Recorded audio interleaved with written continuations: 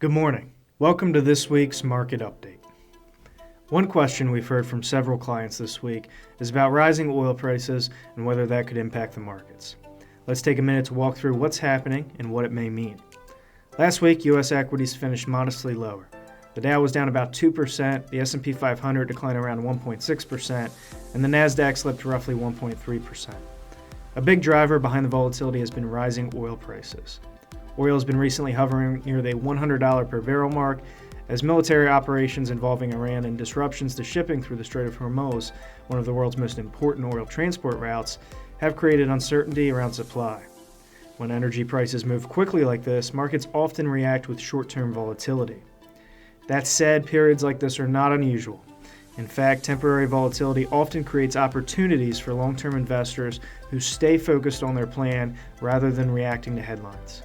On the economic front, February's Consumer Price Index came in largely as expected.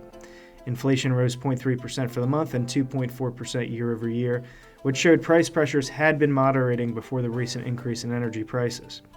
If oil remains elevated, it could push inflation readings a bit higher in the coming months and may influence the Federal Reserve's timeline for potential rate reductions. Investors will also be watching the Federal Reserve's policy meeting this week for any updated guidance. According to the CME FedWatch tool, the Fed is not expected to adjust its benchmark rate in the near term. In addition, U.S. and Chinese officials began a new round of talks in Paris over the weekend as they work towards a potential trade truce and a possible meeting between President Trump and Chinese President Xi Jinping later this month.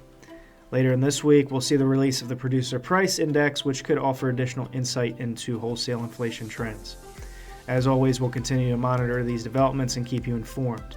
And remember, while headlines can create short-term market movement, staying disciplined and focused on your long-term plan is what ultimately drives successful outcomes. Thanks for tuning in. Have a great week.